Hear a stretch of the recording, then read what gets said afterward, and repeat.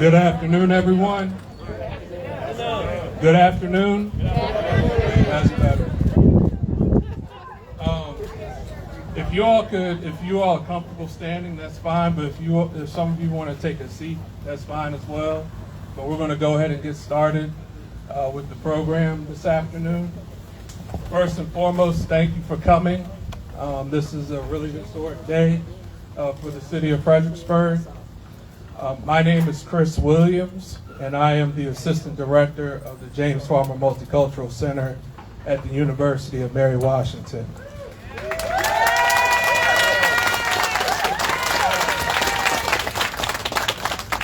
Thank y'all. I see a lot of familiar faces, family members. I would like to welcome Mayor Greenlaw, Vice Mayor Chuck Fry, Dion Diamond, and esteemed guests, UMW professors, students, and city staff to the unveiling of the historical marker dedicated to the Freedom Riders.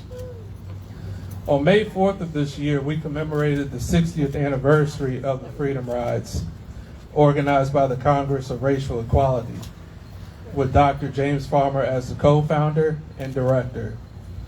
Their first stop was here downtown, in downtown Fredericksburg. Dr. Devlin, the associate professor in the History and American Studies Department at the University of Mary Washington, was unable to join us today.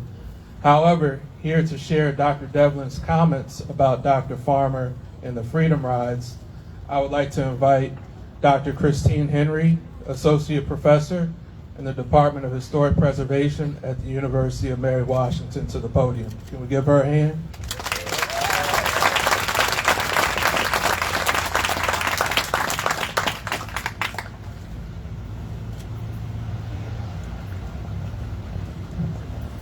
Thank you, Mr. Williams, and everybody here.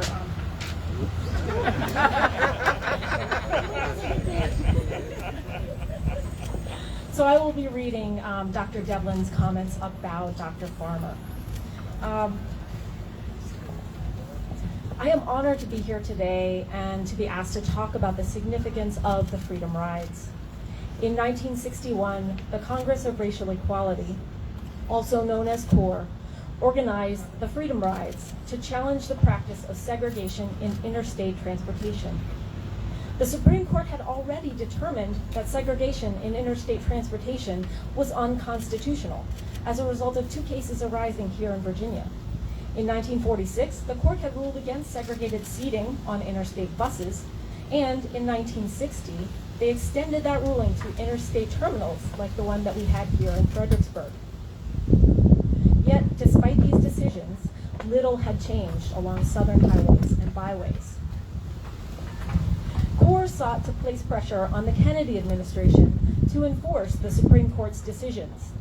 And through the Freedom Rides, they deployed a strategy known as nonviolent direct action. In doing so, they adopted the mantra, "Be the change you want to see in the world." If you want to ride interstate buses with integrated seating, then you ride the buses. If you want to use restrooms or request lunch counter service at a terminal without racial restriction, then you do so. Freedom Rider James Peck reported in CORE's newspaper in May of 1961 that is precisely what he and his colleague Charles Person did at this stop along the Freedom Rides by challenging the color line in the restrooms available at this facility. We should never forget that Fredericksburg was already familiar with this approach, because local young people had deployed a similar strategy here the summer before as part of the broader sit-in movement, demanding equal service at lunch counters and places of business downtown. In organizing the Freedom Rides, CORE's director James Farmer once said it was his intent to put this strategy on wheels. Later in his life, Dr. Farmer taught courses on the civil rights movement as a distinguished professor of history and American studies at what was then Mary Washington College, our University of Mary Washington today. And I would like to share with you some of his words. These were recorded during a lecture with his students about why he thought the idea of putting the movement on wheels was important. In the Southern Student Sit-In movement, he said, it was students who lived in a given town who were sitting at the lunch counters in their town. Other people were supporting their efforts, but when people from outside the town would go into the town and participate in the action, then the town fathers and the local papers would scream, "There are outside agitators coming in," and that was presumed to be bad. The concept was that only people who live in a locality have the right to be concerned about what happens in that locality. And the assumption was that there was something wrong for people who didn't live there to involve themselves in the action. Well, in the Freedom Ride, we rejected that concept. We felt that any American citizen, wherever he lived in the country, had not only a right, but a duty to be concerned about injustice wherever he or she saw it, and had a right to go there and to try to do something about it, to become personally, individually involved in the action. As we mark this 60th anniversary of the Freedom Ride's arrival here in Fredericksburg, I hope we can carry Dr. Farmer's words with us in our hearts, with gratitude for the bravery and determination of local civil rights activists, as well as the Freedom Riders who ultimately put the movement on wheels through their participation in this national campaign. The Freedom Rides took them through Virginia and onward to Alabama and Mississippi, where they encountered violence, arrest, and imprisonment, and compelled the federal government to issue new regulations governing interstate transportation. On this important day, I hope that we can also find the conviction to become personally, individually involved in the action, as Dr. Farmer said, and work to address injustice, not only here in Fredericksburg, but wherever we may find it.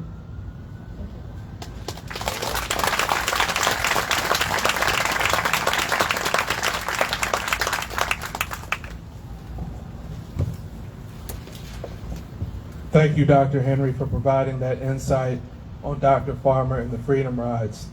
Dr. Henry will speak to us again shortly about the historic marker. Now, I have the great honor and privilege of introducing Dion Diamond. Mr. Diamond was part of the Freedom Riders and was arrested for standing up for civil rights and social justice. He shared a jail cell with Dr. Farmer for 30 days in Parchment Prison in Mississippi. Mr. Diamond, please join us and tell us your story. Thank you for being here too.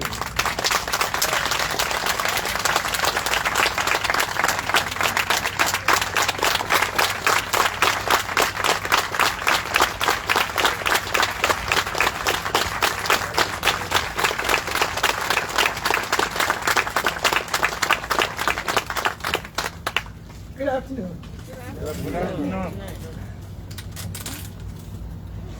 I'm seldom at a loss of words. In fact, I don't think I can recall the last time I've been with a loss of words. At any rate, I'm originally from Petersburg, Virginia. All right. And that's when I first discovered segregation is expensive. You have to have two schools, a black high school and a white high school.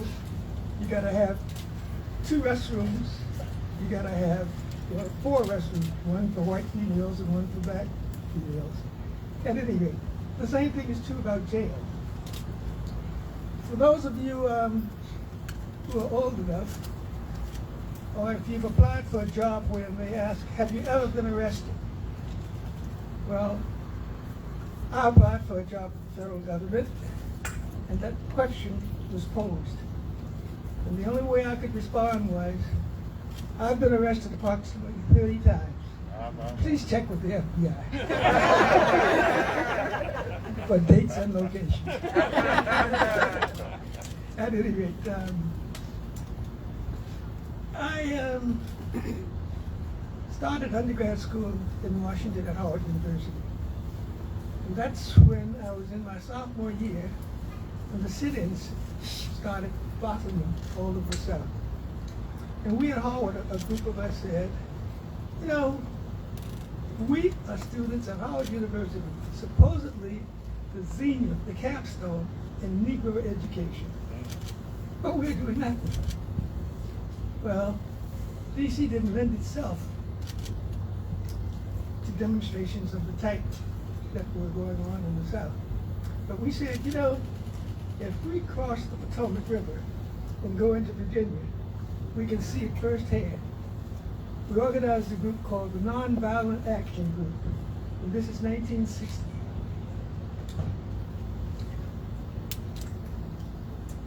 Outside of DC, there's an amusement park called Glen Echo. Segregated as you can imagine.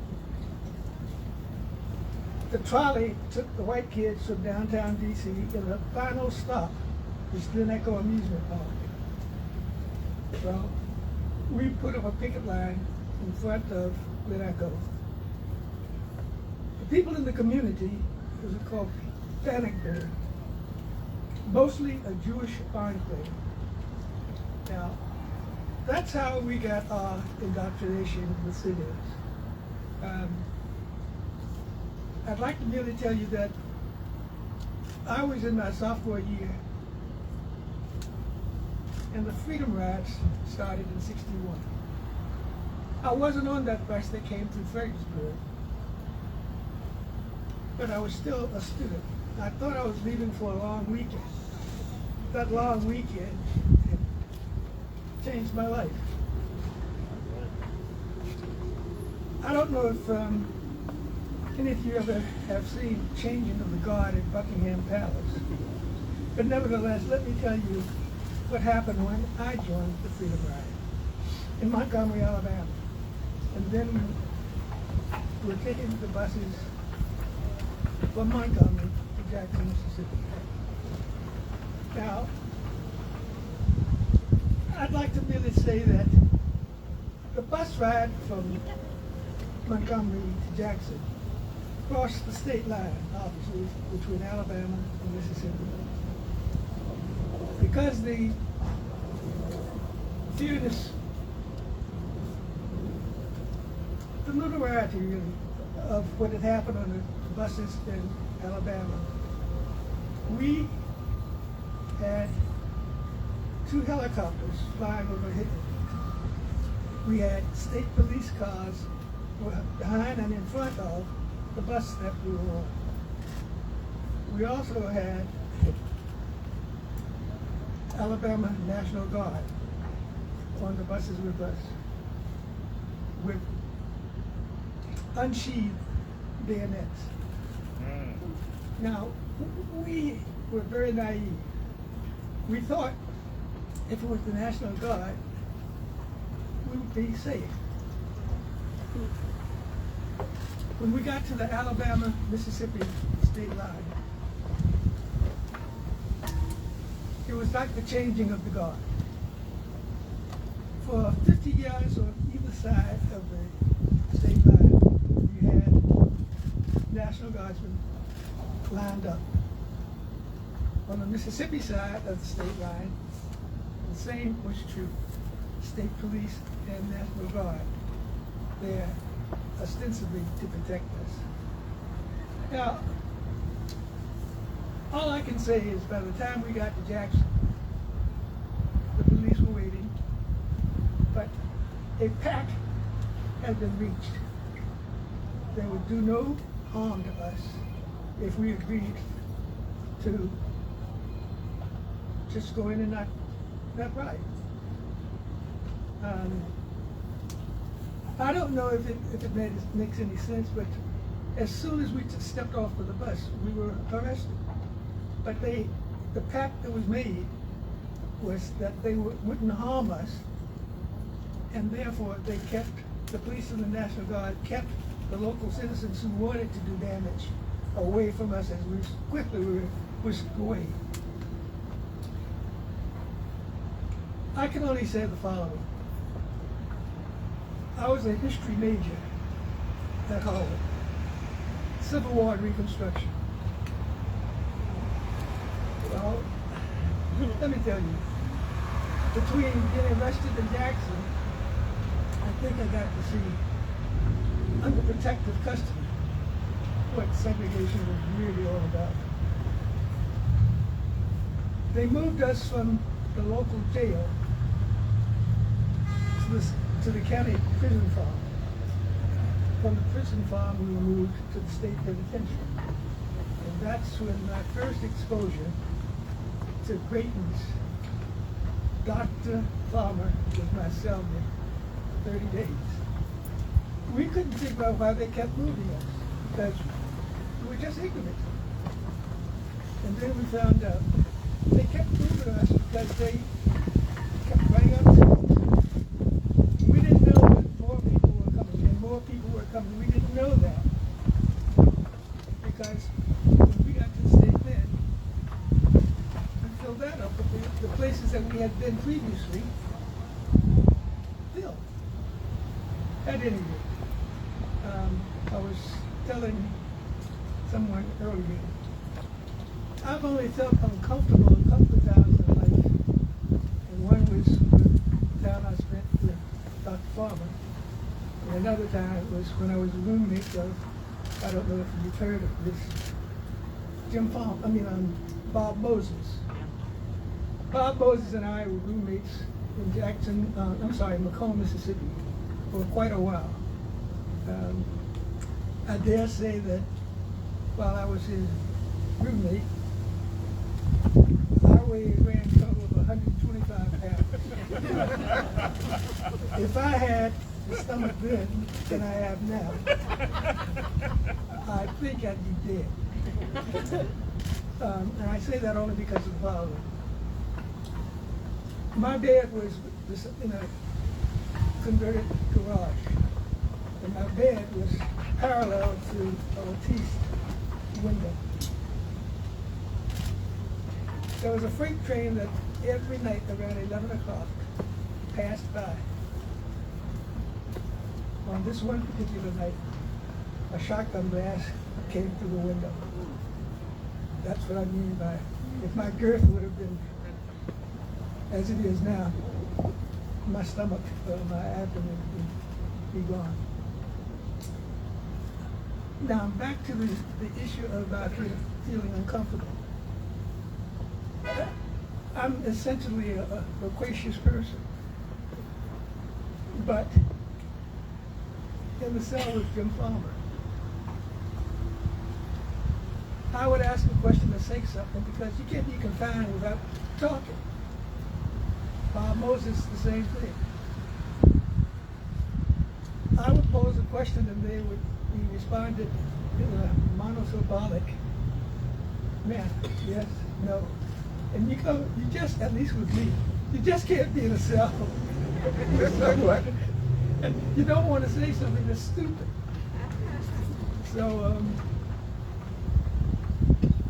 those were quiet times with Jim Farmer. I'm not certain how this works, but I didn't realize I was going to give a speech. But when we talk about the Freedom Rides, I said that long weekend lasted for a couple of years because I lost that semester out of school. And I wanted to find out, why did it take almost 100 years since the Emancipation Proclamation for organized civil rights activities to come about? I changed my major. I was a physics major. I changed my major from physics to history and sociology, Civil War and Reconstruction. Last, let me just say that I never got back to Harvard. I ended up on undergrad school at the University of Wisconsin. And they had a history and sociology department that was quite well known. To add to that, I ended up in grad school at a place called Harvard. I got my master's degree there. I wanted to find out, this time around, what had we done in terms of civil rights that allowed some of the progress that was made. I don't know if this is in order, but if you have any questions you wish to pose to me, I'd like to have them and I'll try to respond. And I know I'm I'm on the lecture circuit, so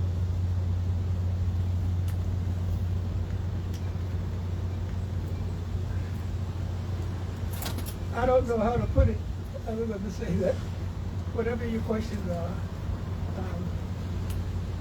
how the movement changed my life, and how I see somebody's reading the book, The Freedom Riders. You know, well, forgive my pregnant pause, but whenever a book comes out, someone in law, usually one of the Freedom Riders, will call me and say, hey, I'm trying to verify a particular fact. Is this the case? And one of the first things that I do when the book finally comes out is look in the index to see if I was attributed. But at any rate, please, your question.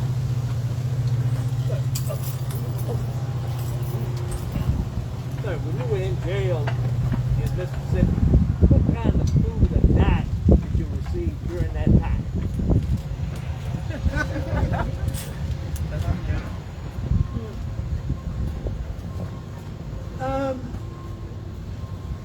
Lots of grits. And I didn't end up with grits today.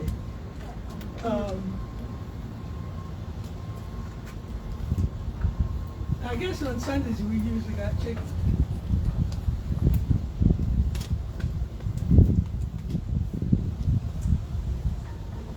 I can't think of a particular diet that was, but I don't recall. But of my jail experience, no, that's not nice.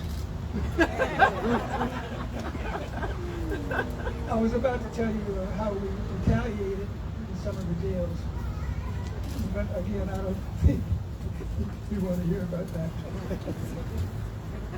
But at any rate, again, the jails kept filling, and we didn't know what was going on, and we're not for music. We probably would have gone stir crazy. We had our hymns, we had our songs, and that provided some type of fortitude. I'm sorry, I don't remember the diet. Did they allow you all to worship on Sundays?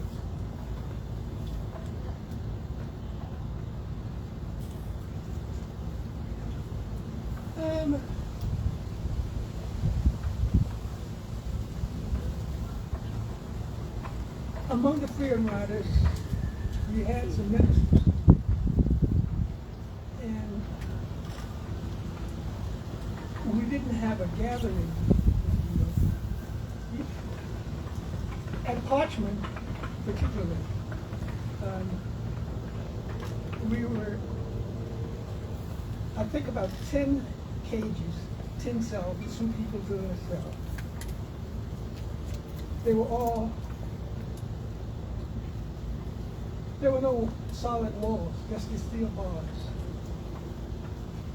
So you knew who was there by their voice, because you could talk with a raised voice and you could be heard at the end of the line.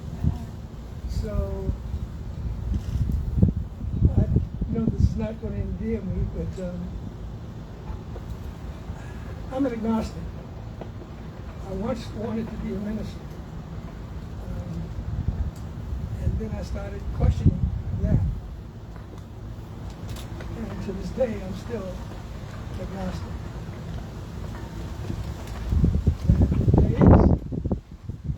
I hope he or she will forgive me for questioning that is. Yes, sir. I'm doing a poor job of responding. It brings back some unpleasant memories. You're doing a great job.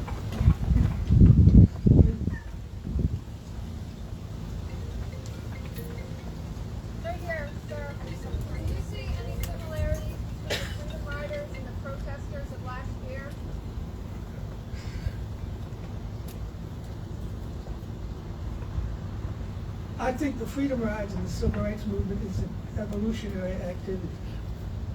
What we do today is continuing with just in different approaches.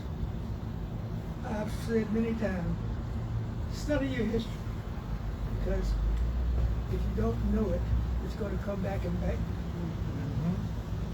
So, somehow this insect likes me.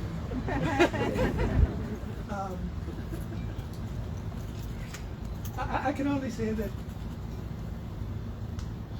the protests today are different from the protests of yesteryear. The protests of yesteryear is nothing more than a continuation of what was going on long before. It didn't take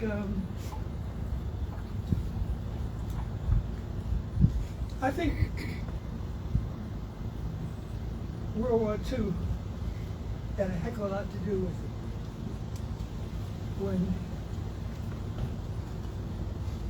GIs of color came back from overseas to see that some German prisoners of war could eat in restaurants throughout the South, wherein people of color could not. That elevated participation and responses to segregation. What we have seen in the course of the past year is elevating the cause of today and tomorrow. You know, again, I don't know, I was frightened when stores started being looted, classes smashed. I was afraid that it was going to give those who opposed integration an excuse. I don't know what's happening down at the border today. I do know that if you look at the color of America, it's changing. Change is something that many people fear. Ostensibly, I haven't seen the final results of the census count. I think it's been referred to as the browning of America. We've got more people of color, be they Hispanic, be they African, be they Oriental or Asian. But that's how America's got started.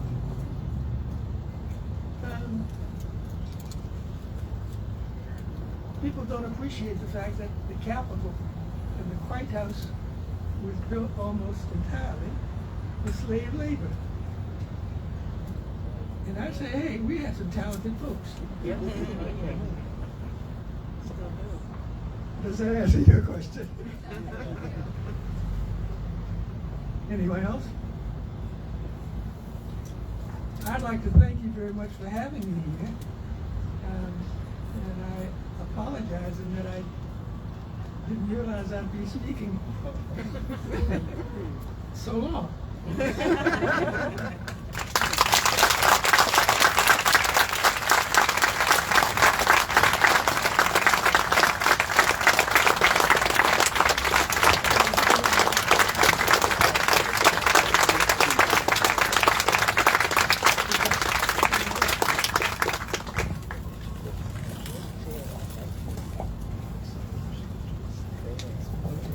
At any rate,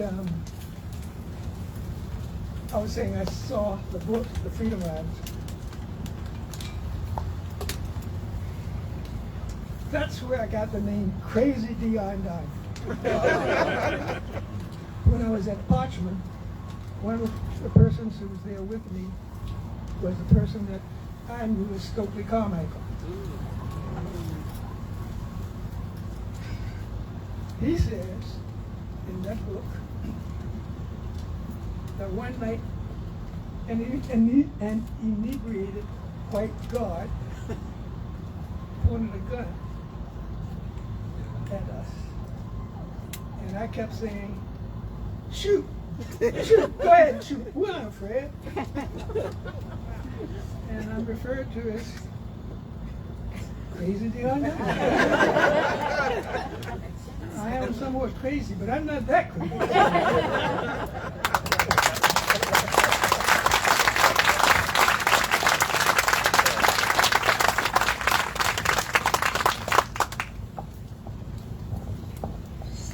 Thank you, Dion, for sharing your story. I'm still a little bit uncomfortable by calling him by his first name, but he insisted.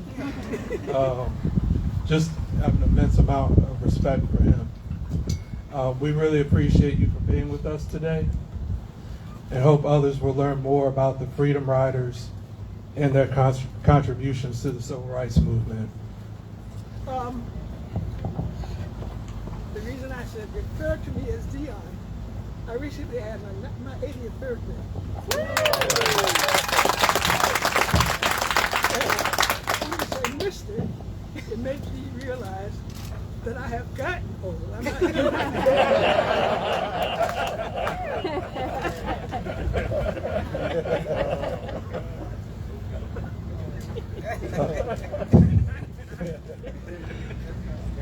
Now I would like to invite our great mayor, Mayor Greenlaw, to come up to the podium to read the words on the historical marker.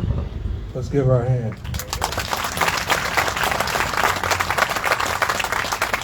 Thank you. Absolutely, Dion. You're not there yet. Not going to get there. I'm with you. And a few people here know why I said that. The city of Fredericksburg is proud and at the same time humbled to have been part of this transformational event in the history of our nation.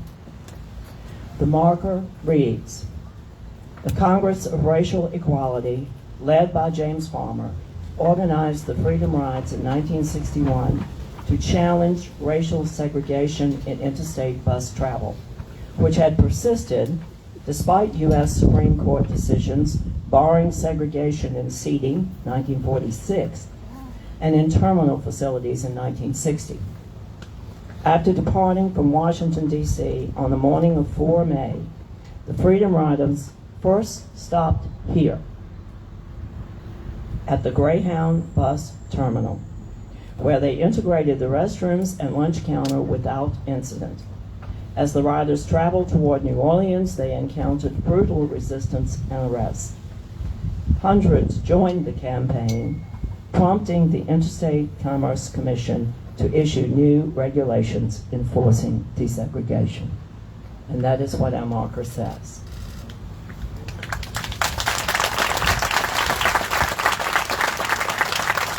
Vice Mayor Fry, will you assist me for a moment? Dion, we appreciate so very much your being here today. Most of all, we appreciate your contribution to America. We have for you just a small token of our appreciation. One is a tile, a 1728 Fredericksburg tile made by our pawn shop here, our Potter Scarlet Pawns.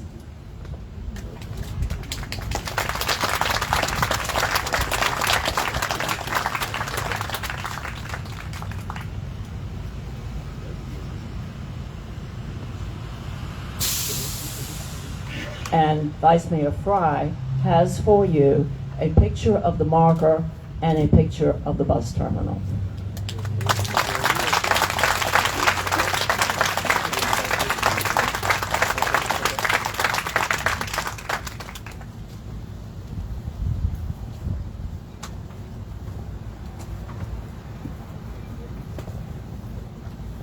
Thank you, Mayor Greenlaw. Now I would like to ask Dr. Henry to join us again. Dr. Henry will provide background on what the Historical Marker Program is, why it is important, and the process and significance of having a marker approved.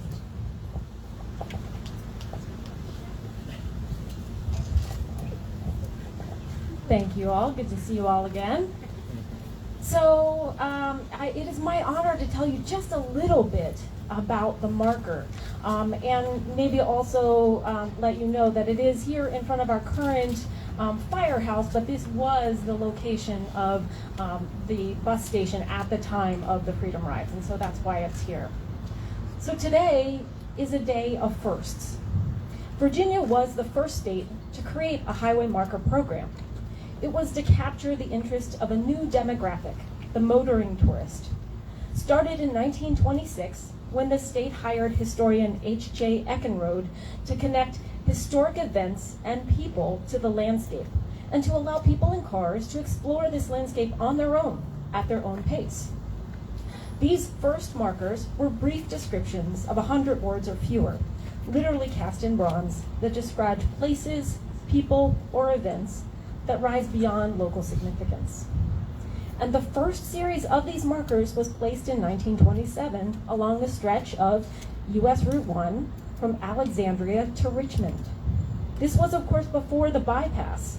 So at that time, as well as at the time of the Freedom Riders, Princess Anne Street in Fredericksburg was US 1. So today, we are standing along the first road to have markers. Now, for some perspective on how important our marker is, not just to those of us gathered here today, but to the community and to our visitors. By 1930, only 3 years after those first markers were placed, there were already 700 on the roads around our state. However, only 3 of those dealt directly with the history of African Americans in Virginia. Today, there are more than 2,500 markers around the state, and as of 2019, 12% of these markers dealt directly with African American history.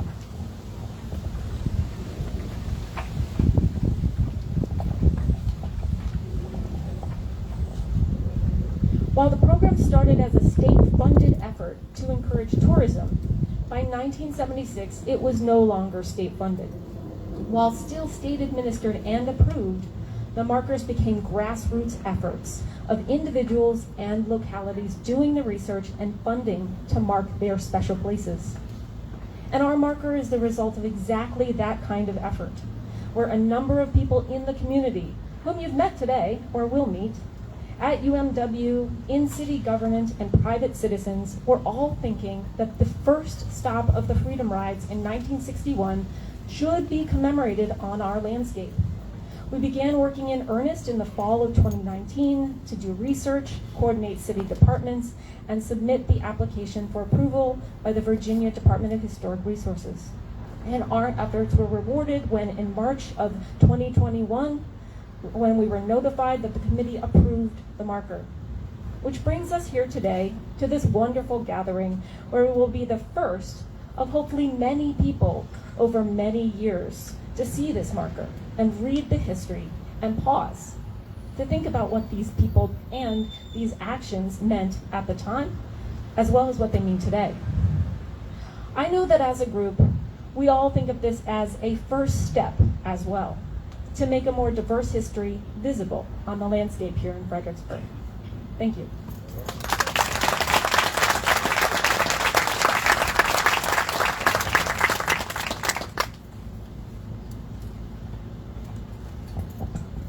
Thank you, Dr. Henry, for providing us with that background information. We are honored to have Tim Roberts, the Community Outreach Coordinator from the Virginia Department of Historic Resources, with us here today to share a few words.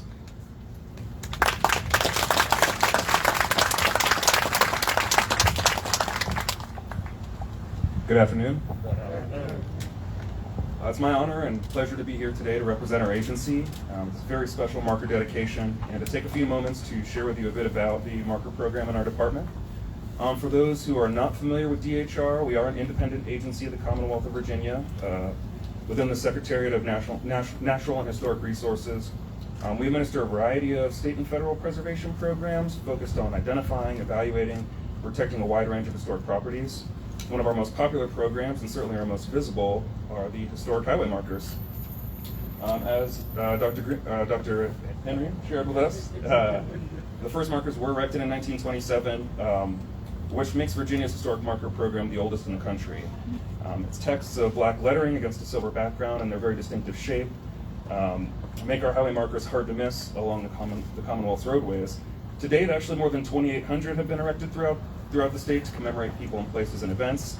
We like to think of markers as providing short sound bites of history tied to a living landscape that teach and hopefully inspire passerbys to learn more.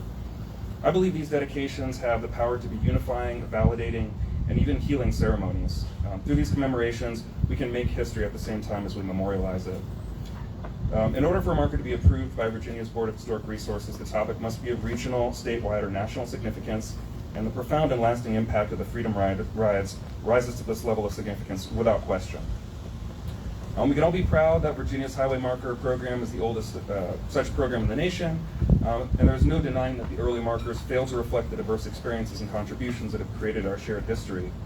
Recently, the department has intentionally been working to correct this imbalance and to widen the focus of the program to include a wider range of diverse topics built on principles of diversity, equity, and inclusion. Thanks to the support of our governor and the General Assembly, we've been able to significantly accelerate the process of enriching the Highway Marker Program to reflect a more accurate past, and we're excited to continue collaboratively working to shape this program to more fully and accurately reflect our shared history. Consider this. Currently, there are 2,836 markers in the system. 370, or 13%, are specifically focused on Black history. This number is disappointingly and perhaps shockingly low, but over the last 5 years, markers about African American history account for 48% of all new markers that have been approved.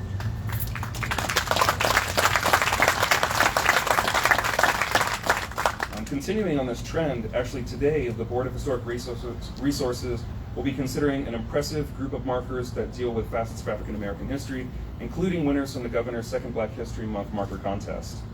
The marker program, as you know, would not exist without the participation of community-minded citizens, and the Department of Historic Resources would like to thank the people and organizations whose efforts have made to help bring this marker about, including the University of Mary Washington, especially Dr. Christine Green, who worked very closely with DHR through the approval process, the City of Fredericksburg, and Mayo Carter, who provided funding for the marker, and of course, Crazy Dion, and the Freedom Riders. Thank you very much. It's my honor and pleasure to be here today.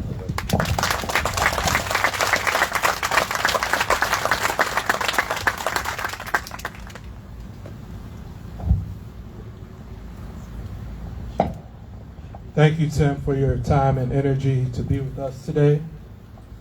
Now I would like to ask Vice Mayor Chuck Fry to join me at the podium.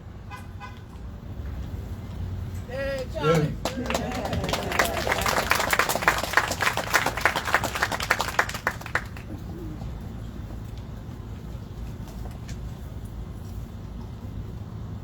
Good evening, everyone. Yes, sir.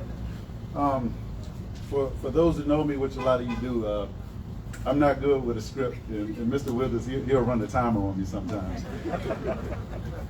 At this moment, I know it's a little unlevel surface, but could I have all members of council at least raise your hands so we know who's here? All right, so we have. But thank you. Can y'all clap it up for our city council in general?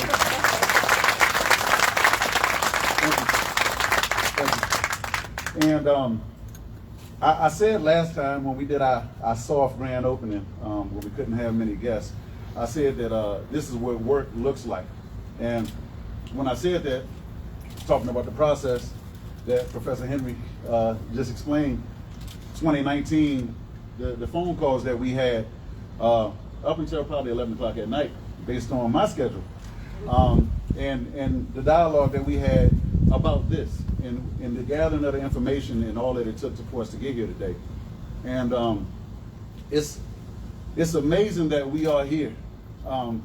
I mentioned my dad's not here right now, but I'm gonna apologize to my dad in advance for calling Mr. Diamond Dion. Because if my dad was here, he would say, I don't care what Mr. Diamond said, you call him Mr. Diamond. So, out of respect, Dion, thank you very much. Oh, it hurt me so bad to do that. But I met Mr. Dion on the sidewalk, and I told him, I said, hey, I did a little research, and this was just a few minutes ago. I said, I did a little research, and I understood that they called you Crazy Dion. And I didn't know what his response was going to be. Yeah, they called me crazy, but now I'm glad that he got to explain, why. And I want to say this. Sometimes when you're doing things, it can feel a little crazy. And now I'm sitting here thinking in my head, the way that I process information is the Prince song, Let's Go Crazy. And when the Prince song, Let's Go Crazy comes on, I think everybody's happy, and it's like the happiest crazy you could be. And if that's what crazy is, that song was written for Mr. Diamond, I would say. Because if you can make a difference by being what someone would call crazy, then let's go crazy. So I want to tell you, Dion, I want to tell you, knowing the story of, or reading the history of, the Freedom Riders, the Civil Rights Movement, and all of that. And I was born in 1978, so that was a little bit right behind me, or in front of me, I should say. And I would say that the courage that you guys displayed, and that's why I'm honored for you to be here, that you guys displayed, it pours down generations. And every now and then, somebody's going to be crazy. But it works out for the better for everybody. So I'm truly honored. For the city itself, we took on a journey. We took on the journey in the city of Fredericksburg, which led us to, and I'll just be real quick, it started with a conversation about removal of the slave block. It turned into a greater conversation about telling the story of African American history. And now we are here today, and we're doing exactly what we set out to do. So to be crazy enough to say, let's move a slave block, in a sense, gets us here today. Because when I received the phone call was about, hey, Councilman Fry, I know that you guys are interested in telling the story of Black history. And that's what, that's a part, not saying all, but that's a part of what got us here today, and that's why everybody's here today. So I want to say thank you, Dion. Thank you very much for everything that you and everybody that you ran across, because there's no way that it was easy. There's still work to do, but I appreciate being the only African American representative on the City Council of Fredericksburg. For me to stand here, and I'm in a city, and I've said it at council meetings, countless times. I'm in a city where my grandparents, great-grandparents, all lived here, all grew up here in the city of Fredericksburg. I'm from an area that was annexed, but it's all Fredericksburg. It's now the city of Fredericksburg. And for me to stand here is based on the courage of you. And I want you to understand that, because you're talking about parents and grandparents that couldn't vote. And now I stand in front of you as Vice Mayor of the City of Fredericksburg, and you're here with us today, so I appreciate that. So, Mr. Withers, how's the timer looking? I got 10 seconds left. Right now, I would like to introduce Ms. Mayo Carter. Ms. Carter, she made the financial contribution to make this happen, to get us over the finish line, in order for us to submit the application and to make this all possible. So at this moment, I would like to pass the microphone to Ms. Carter. Thank you, Ms. Carter. I'll say that. And I'll ask that you say a few words.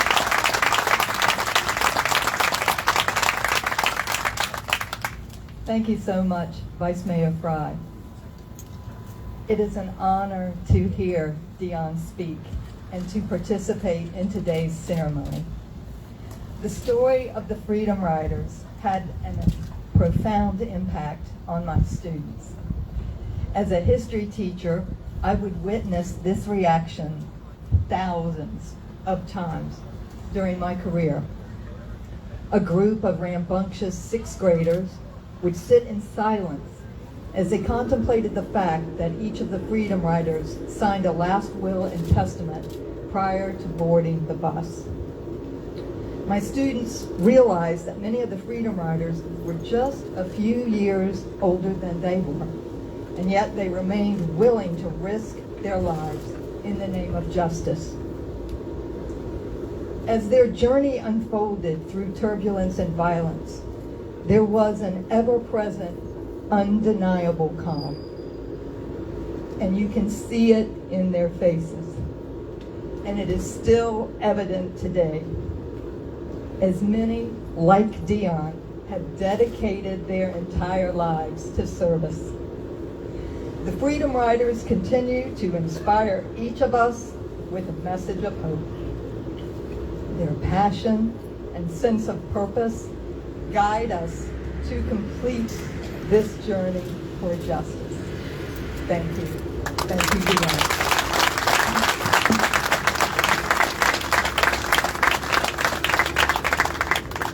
And to make this official, Ms. Carter, I would like to present you with your own copy of the Freedom Riders plaque. So I'll show everybody. Go show and tell. Thank you, Ms. Carter.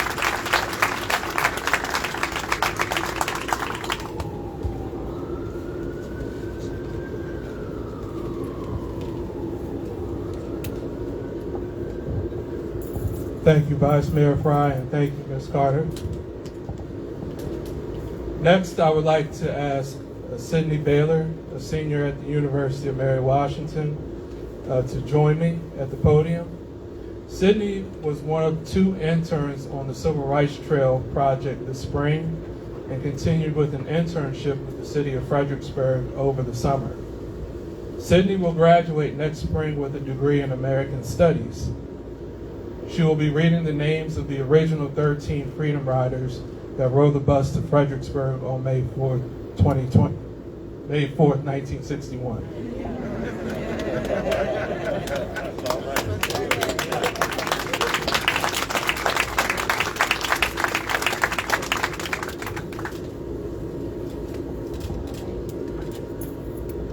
Dr. James Farmer, 1920 to 1999. James Peck, 1914 to 1993. Genevieve Hughes, 1932 to 2012. Joe Perkins, 1933 to 1976. Walter Bergman, 1899 to 1999. Francis Bergman, 1904 to 1979. Albert Bigelow, 1906 to 1993. Jimmy McDonald, 1933 to 2000. Ed Blankenheim, 1934 to 2004. Hank Thomas, born 1941. Charles Person, born 1943. Reverend Benjamin Elton Cox, 1931 to 2011. And John Lewis, 1940 to 2020.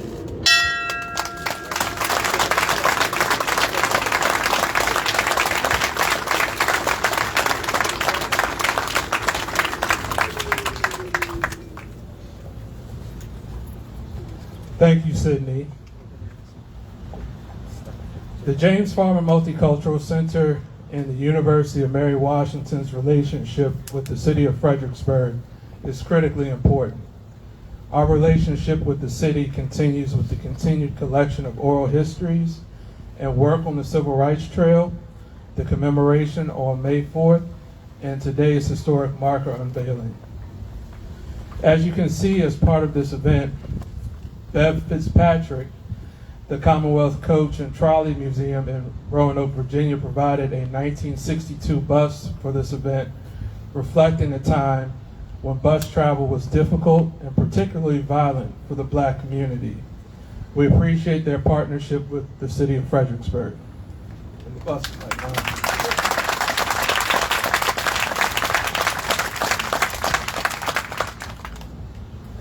I would like to thank again Dion Diamond for coming down from Washington, D.C. and spending time with us here in Fredericksburg. Additionally, I would like to thank Dr. Devlin and Dr. Henry for their expertise and guidance. Ms. Mayo Carter for the donation for the historical marker. And Sydney Baylor for reading the 13 names of the original 13 Freedom Riders. Mayor Greenlaw, Vice Mayor Fry, And Tim Roberts, thank you for being with us today.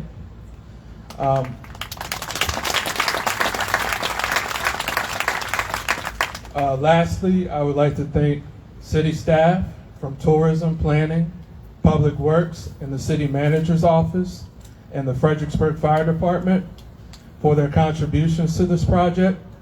Your work is greatly appreciated.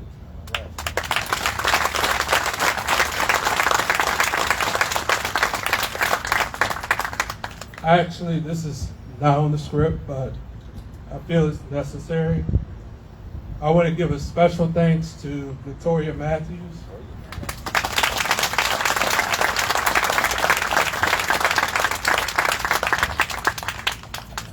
She's been my partner in crime. We make good trouble. Over near the marker are the 2 new wayside panels that were installed late last year. The wayside panel on the corner near the marker talks about the Green Book, and the one across the street talks about the Freedom Rides. I invite you to visit those 2 wayside panels after our program is complete. And lastly, I want to just quickly say it's my mom's birthday today.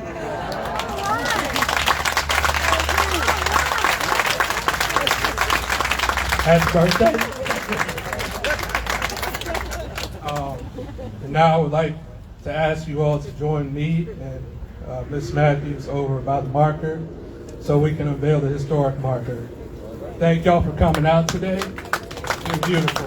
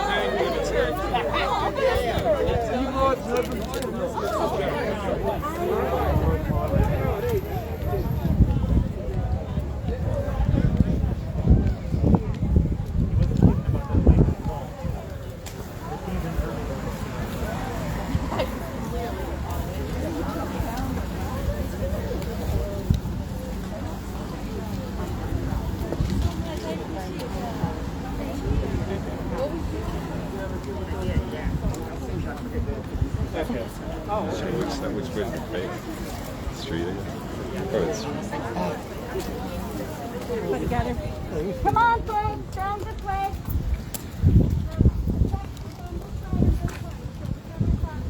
Purposely this side. Everybody get it. No. You want us behind here? Ignoring. Do you want us to stay? No problem. You have a good one? Yeah, sure. How you doing? You have a good one. Wait. Over me. Wait.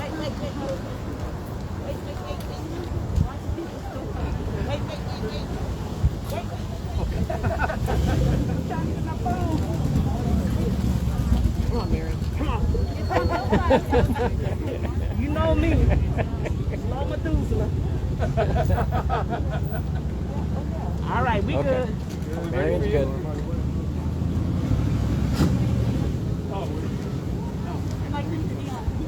Yeah, right.